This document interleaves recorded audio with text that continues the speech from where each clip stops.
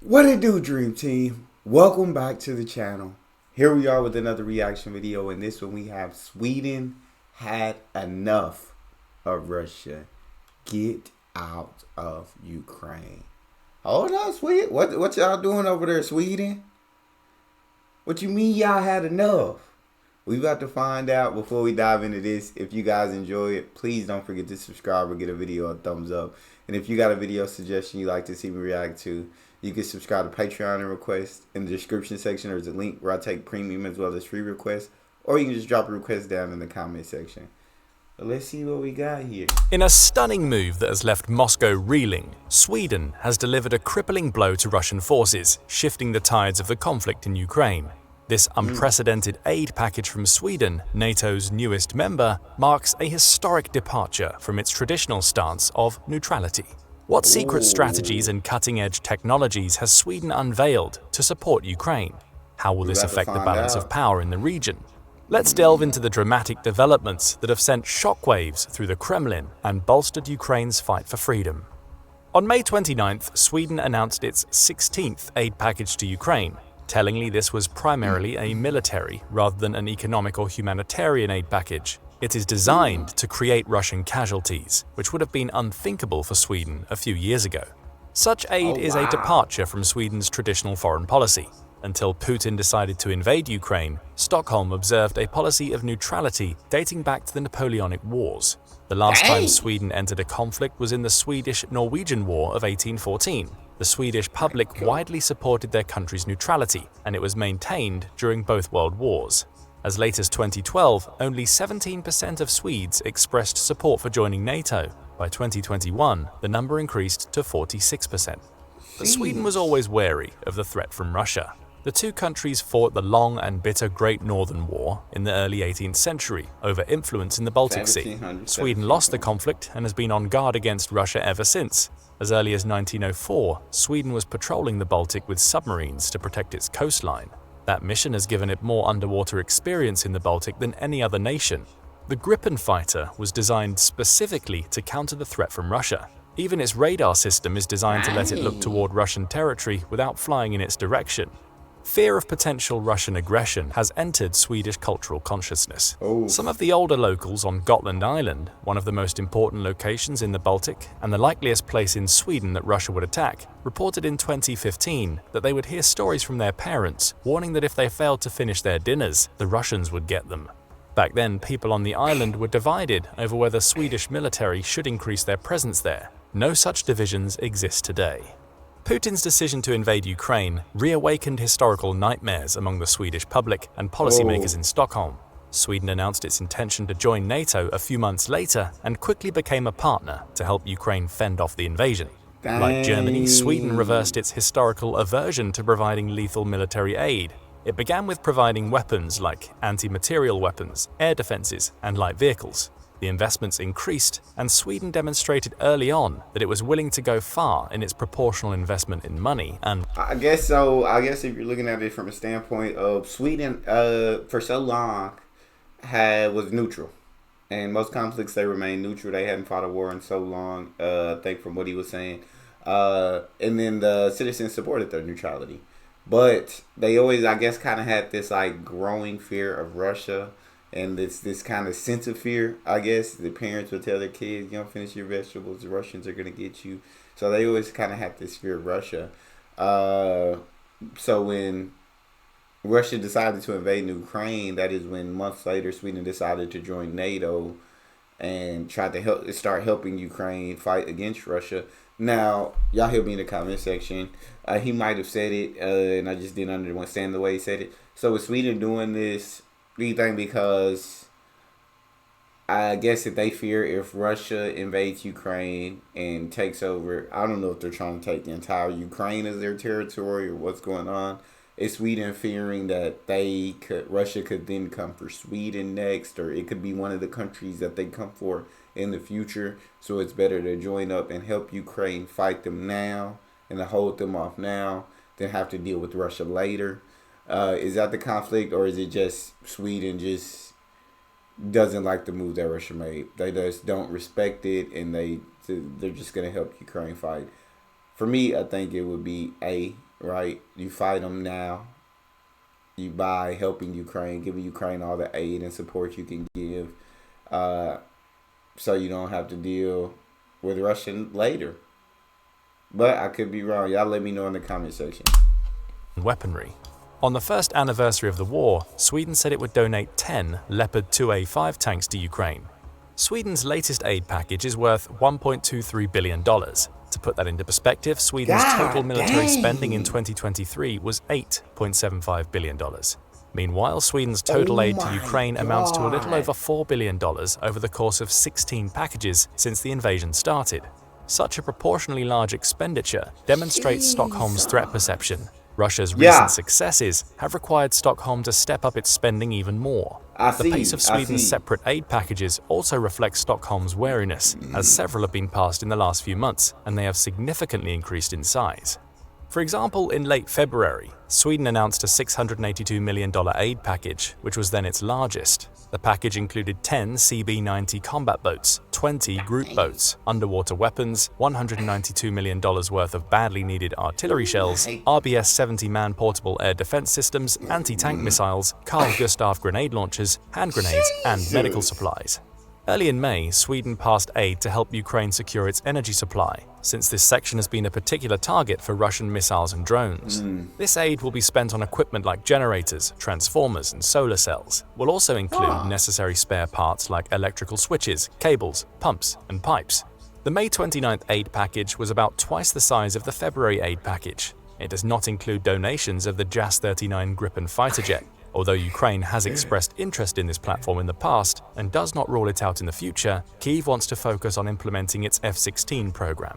Stockholm says that it's still working on the possibility of contributing the Gripen system later, but for now it's too much of an ask for Ukraine to divide itself between the two new fighter jet programs. Though it won't be able to donate fighter aircraft, the rest of the aid is substantial. Sweden's Deputy Prime Minister, Ebba Busch, said that the package consists of equipment that is at the top of Ukraine's priority list. Maybe the most important contribution for the immediate term is in the form of additional 155mm artillery shells. Sweden didn't specify how many shells will be provided, but the new ammunition will help to swell Ukraine's supply to well over 2 million rounds. This will ensure enough ammunition to keep Ukraine in the fight into 2025. The Swedes will also be donating RB-99 AMRAAM missiles, the equivalent of the AIM-120.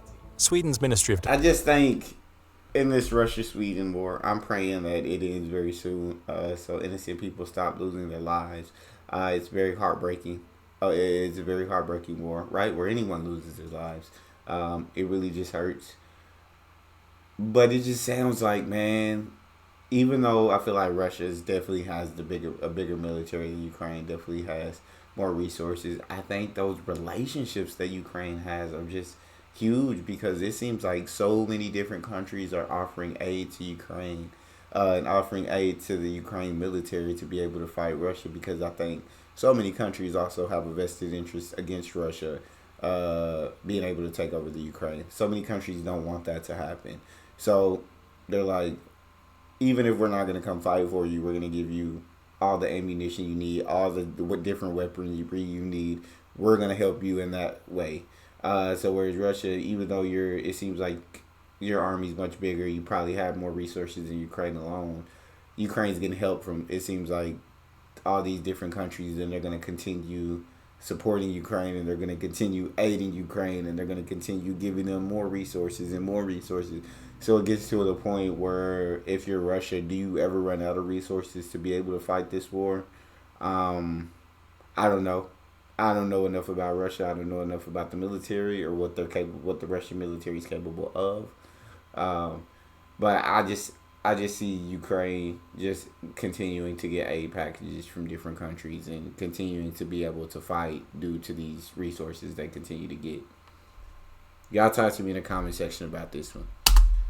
Defense says that these missiles will be repurposed specifically to serve in ground-based anti-aircraft systems. Presumably, they'll be supplied for Ukraine's NASAMS units. This is important because Russia took to using its aviation to more effectively support its ground forces after Avdiivka fell, and the proper air support enabled Russian forces to make more rapid advances to the west. Ukraine used its NASAMS and other air defense units to shoot down some of the Russian planes. More ammunition will check Russian aviation and force Moscow to be more cautious with its air power. Sweden will also be sending its entire fleet of PBV-302 infantry fighting vehicles to Ukraine. These have been retired from Swedish service as the newer Combat Vehicle 90 replaced the PBV-302 in 2014. Stockholm thought it better to donate its older vehicles rather than keep them in storage. Sweden's official announcement of the aid mentioned that the Ukrainian army was organizing several new brigades and needed armored vehicles for their infantry companies, a demand the PBV-302 will help to satisfy. The PBV-302 is armed with a 20mm cannon mounted on a turret to the vehicle's right side. The cannon can be fed with drum magazines, which can each hold 30 rounds. A 7.62mm machine gun can be used as a secondary weapon.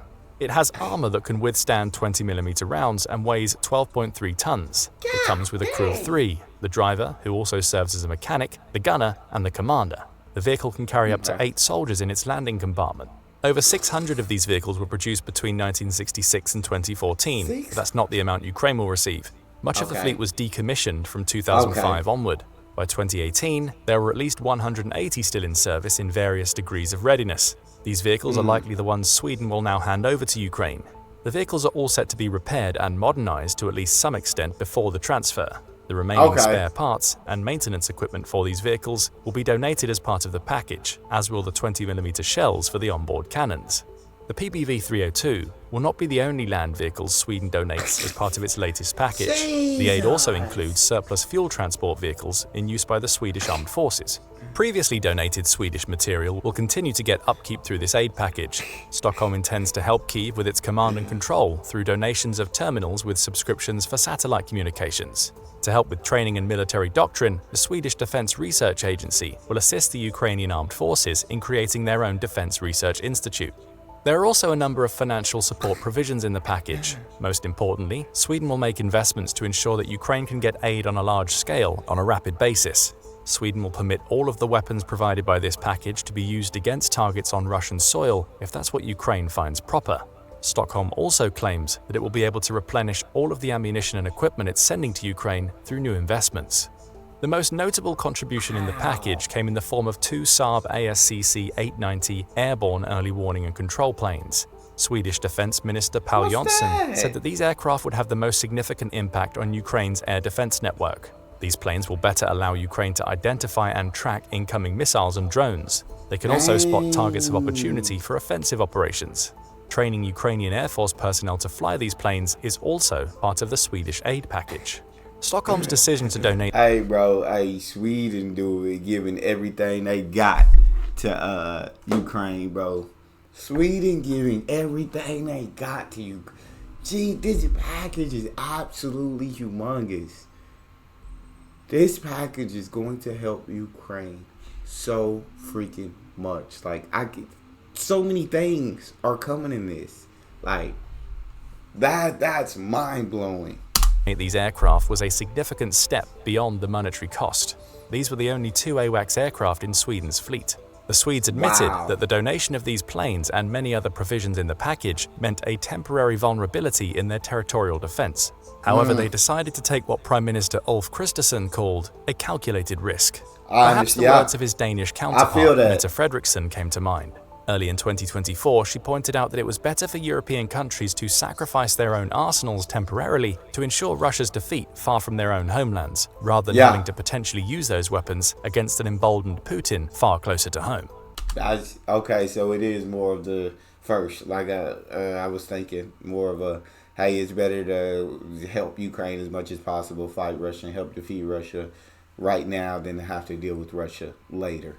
I completely agree that it would be a calculated risk for Sweden, even though those are the only 2 in their fleet, to give them to Ukraine and to support Ukraine as much as they possibly can and give them everything that they possibly can to be able to defeat Russia. Because I feel like defeating Russia, like I said, so many different countries have a vested interest in defeating Russia. More so, I feel like they're helping Ukraine, but helping Ukraine is just a part of defeating Russia, so it goes hand in hand. But that's just crazy, dog. I don't know, again, how the war is going between Russia and Ukraine right now. What exactly is happening in between both of the countries. But I can say that I'm sure that this package that Sweden is giving them will definitely be huge for Ukraine. Sweden plans to make up for the shortage of command and control planes by purchasing additional S-106 GlobalEye aircraft. This is Saab's newest AWACS aircraft and entered service in 2020. Sweden also insists that it has plans to replenish all of the ammunition and other equipment it will lose once they arrive in Ukraine. Sweden intends to do this by increasing its defense spending. In September 2023, Stockholm announced its intention to increase its military budget by 28% for 2024. Additional increases will come in 2025 and 26. These increases will put Sweden over the NATO target of spending 2% of GDP on defense by appropriations. The budget increases will also likely make Sweden an enduring and reliable partner for Ukraine. Stockholm has indeed already announced that its partnership with Ukraine will be for the long haul. On May 23rd, Prime Minister Kristersson said that Sweden will be providing Ukraine with $7 billion in aid over the course of 3 years to repel the invasion.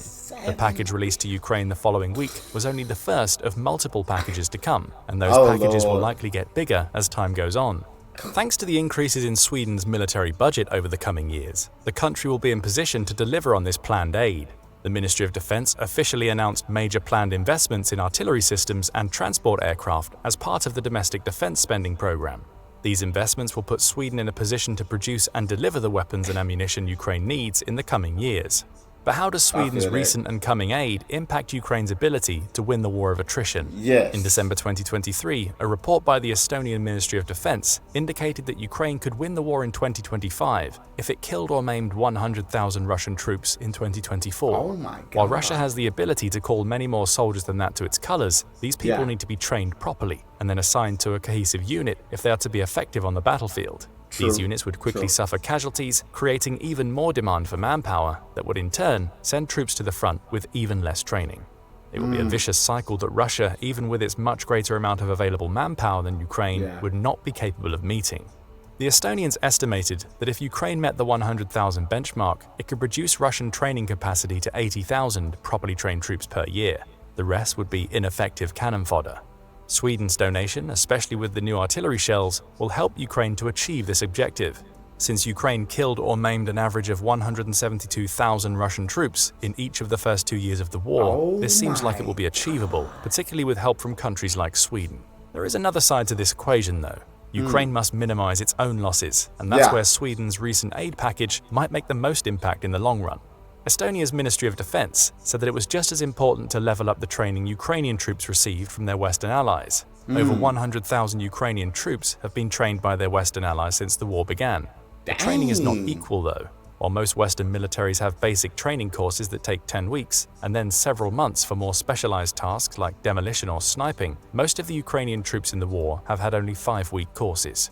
Ukrainian troops have also sometimes complained that they have received improper training from their NATO allies, which have been influenced too heavily by the war on terror rather than the high-intensity state-based warfare that's taking place in Ukraine. This lack of adequate training has also ensured that Ukraine suffered about 200,000 casualties in the first 2 years of the war. Of particular importance is better training for Ukraine's officers. The Estonians recommended that foreign trainers should subject Ukrainian staff officers to a 10-week intensive training course. That way, Ukraine will be able to conduct proper operations at the brigade level. The current Ukrainian military can't do this at the moment, which is why most operations in the war have taken place at the platoon or company level.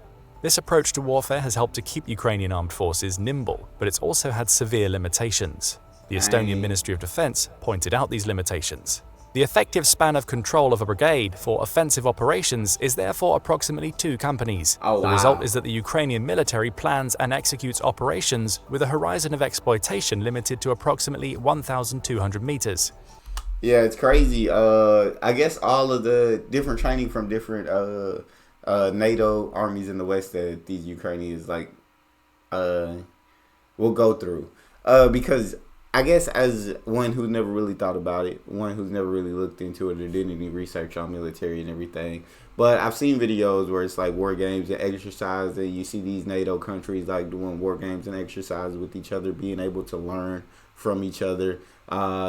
So you always think that is awesome, right? It helps your army be better prepared for different situations, and you get to learn so much different things from different armies also in NATO, but also great armies and great tactical skills. And so I think that's truly, truly phenomenal that the Ukraine now gets to learn some of these tactics while they can't stay for the full courses and they can't learn everything because of the war going on right now. They have to hurry up and get back. I think that the ability to learn, especially for brigade operations, for them to operate more, because if they can only operate with two companies right now at a time, that's, yeah, you just don't think that's can't be a good thing. I feel like you can't really see the complete bigger picture when you're just doing when you're just doing operations with two countries. Like you just need more pieces on the board to move to be able to see the bigger picture and exactly you know what you want to achieve, but to see how you can achieve that. And so it's interesting. It's very interesting. Like I said, all these when you hear about these hundreds of thousands of casualties, that's truly, truly, truly heartbreaking. As a human being, I don't want to hear about any other human being like losing their life. That's very saddening, but that's what happens in war. Unfortunately, war exists in the world we live in. Unfortunately, so hopefully these two countries can just get it figured out to where it doesn't come to still fighting in 2025, 2026. They figure something out where no more lives are being taken. The war is over, but I don't know what that'll take. So I guess we'll see. This assessment may have been one of the more understated reasons why the offensive in Zaporizhia last year failed, even though Ukraine was able to penetrate two of Russia's formidable defensive lines there. It could not translate those gains into a bigger breakthrough because of Russian mines and improved artillery fire, but also because it simply could not effectively use the necessary amount of troops to conduct operations at the level required. Russia was able to summon reinforcements with helicopter support that halted the momentum of Ukraine's troops. Being able to bring more of them forward in a cohesive operation could have made the difference in generating the necessary momentum. Unfortunately for Kyiv, this was not available, but Sweden might be starting to change that. Sweden's assistance in creating a defense research institute for Ukraine could help with training its staff officers, preventing casualties, and ensuring more comprehensive operations at the brigade level, although this will take time to see results. It is time that Putin thinks he has on his side, but Sweden's coming aid sends the message that he might be wrong. Ukraine is well on the way to killing or maiming 100,000 Russians this year, even though its forces may have been slowly giving ground. The end of Ukraine's shell hunger, partially with the ammunition Sweden is set to deliver, will help ensure Ukraine stays in the fight for the war of attrition and can get past the contentious American presidential election. Sweden has emerged from over 200 years of military neutrality with surprising speed, and while there may be doubts about the feasibility of continuing to aid Ukraine in the United States, in Sweden there are none. Sweden doesn't have the luxury of an ocean to separate it from its old enemy. For Stockholm, it's better to defeat Russia on foreign soil than potentially need to defeat it on soil or in waters close to home. Even proportionally large investments and temporary depletion of domestic arsenals have not dissuaded Sweden's leaders from this opinion. Putin may hope that many of the countries that now oppose him will become exhausted with Ukraine over time and lose interest in continuing the effort. For deep historical reasons, Sweden is unlikely to be one of those countries, and that's important because it might be proportionally small, but it has a strong defense industry. It will also look bad if Sweden, the newest member of NATO and also one of its smaller participants, were to continue supporting Ukraine at significant cost to itself while the others did nothing. Sweden's support helps to ensure a broader European effort that could continue onward even if American aid falters. Sweden's historic decision to step up and deliver a significant blow to Russia through its aid packages marks a new chapter in the conflict. As NATO's newest member, Sweden's support highlights the unwavering commitment of Ukraine's allies to ensure regional stability and security. What impact will Sweden's aid have on the war dynamics? Only time will tell, but one thing is certain. Ukraine is not alone in its fight for freedom. What do you think of the support Sweden has lent to Ukraine throughout the war, and how will it affect Kyiv's ability to win the war of attrition? Don't forget to let us know in the comments. Also, make sure to hit the like button and... I just think if it's a war of attrition, and if Ukraine's getting support not only from Sweden, but from different countries as well, and I guess once the U.S. figures out the election and we see who comes out on the other side, and if they decide to start sending, I'm not sure how much aid the U.S. has sent Ukraine at this point, but they start sending more aid, and they're getting aid from another country, and it's like the war of attrition. You think Ukraine would just have all the resources to be able to continue fighting, but Russia does have more manpower. They do have more bodies, and so and they have more training, I guess it's um, hopefully the war doesn't play out till it's complete, so one country's defeated another. Hopefully these two countries come to the table somehow, some way, figure out some kind of negotiation, and it gets figured out without losing more bodies. But um, if so, I guess who do you guys think is going to win the war? If it's a war of attrition. That's all we have for this video. If you guys enjoyed that, please don't forget to subscribe, give the video a thumbs up, and check out this next video. It's your boy Neal, out.